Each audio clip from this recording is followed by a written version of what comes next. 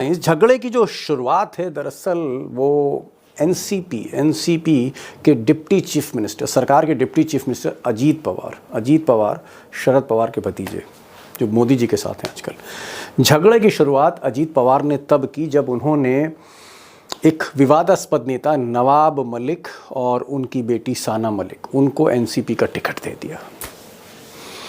अब ये बात बर्दाश्त नहीं हुई देवेंद्र फडणवीस और बीजेपी से, क्योंकि देवेंद्र फडणवीस ने 2022 में नवाब मलिक को जेल भिजवाया था, ईडी का छापा पड़वाया था, सीबीआई की फाइल खोली थी और आरोप लगाया था देवेंद्र फडणवीस ने कि नवाब मलिक जो हैं ये दाऊद इब्राहिम से लिंक हैं, इनके दाऊद इब्राहिम से लिंक हैं। और यही नहीं, हसीना पारकर जो दाऊद इब्राहिम की बहन है उसके साथ इनकी बिजनेस डीलिंग है। ये आरोप लगाए और आरोप लगाने के बाद मोदी और शाह ने नवाब मलिक को जेल भेज दिया कि ये डी कंपनी का ऑपरेटर है, डी कंपनी का आदमी है। लेकिन मैं इतना ही कहना चाहता हूं, अब उन्होंने एक फुलझड़ी जलाई है तो बम तो फूटेगा और दिवाली के बाद फूटेगा, और दिवाली के बाद नवाब मलिक इनके अंडरवर्ल्ड के साथ क्या संबंध है इसके सबूत मैं आपको भी दूंगा। अब अजीत पवार ने जब नवाब मलिक, जेल से छूटे नवाब मलिक को अपनी पार्टी में लिया तो देवेंद्र फडणवीस ने विरोध किया, और उसके बाद जब अजीत पवार टिकट देने लगे नवाब मलिक को तो फडणवीस ने, आप कह सकते हैं वो आग बबूला हो गए, उनसे बर्दाश्त ही नहीं हुआ और उन्होंने कहा कि अगर आप टिकट दे रहे हैं तो फिर मैं एनसीपी के उम्मीदवारों का प्रचार नहीं करूंगा। बात यहां तक आ गई। लेकिन अजीत पवार पता नहीं क्या है, शरद पवार के कहने पर, जिसके भी कहने पर अजीत पवार ने आज टिकट दे दिया, नामांकन करवा दिया मुंबई के मानखुर्द शिवाजी नगर सीट से। और ना सिर्फ नवाब मलिक को टिकट दिया, उनकी बेटी को भी टिकट दे दिया। और जैसे ही नवाब मलिक नामांकन करने पहुंचे, हालांकि भारी जुलूस लेकर साथ चले थे, बीजेपी में आग लग गई। आज राष्ट्रवादी कांग्रेस पार्टी के उम्मीदवार की हैसियत से अपना नामांकन भरा है। अब महायुति में मलिक साहब की इस आहुति से जो आग उठी उसमें हाथ सेक लिए एकनाथ शिंदे ने।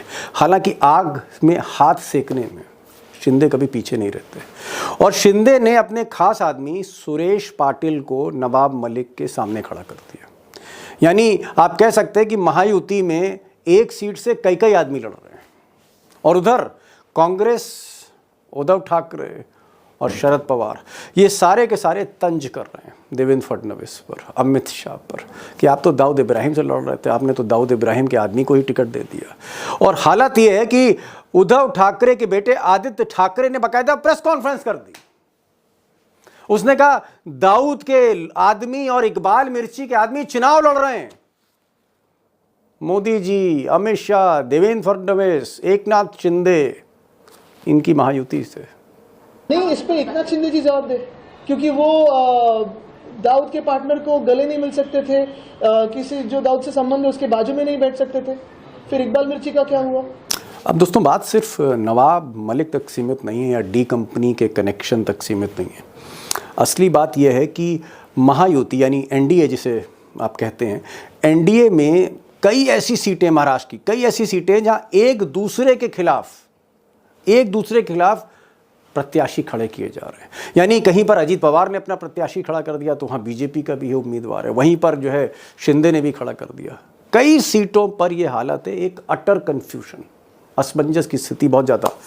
और सवाल यह है कि ये जो हालात बिगड़ते चले जा रहे हैं, ये जो इनडिसिप्लिन है, अनुशासनहीनता ये जो बढ़ रही है, मोदी और शाह संभाल नहीं पा रहे। जो भी कारण है आगे डिस्कस करेंगे।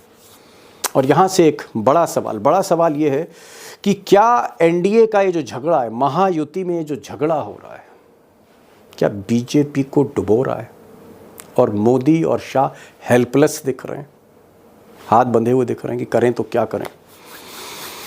सवाल ये भी है कि क्या महाविकास अघाड़ी शरद पवार, उद्धव ठाकरे, राहुल गांधी वाली इंडिया लाइंस, हालांकि मैच्योर लीडरशिप है यहाँ, क्या यहाँ भी झगड़े हैं, उम्मीदवारी को लेकर झगड़े हैं, यहाँ पर सीटों को लेकर, ये आगे डिस्कस करूँगा। लेकिन जो बड़ा सवाल है वो यही है, मैंने शुरू में कहा था कि क्या बैंड बजने जा रहा है महाराष्ट्र में, और महाराष्ट्र की स्थिति क्या हरियाणा से अलग है।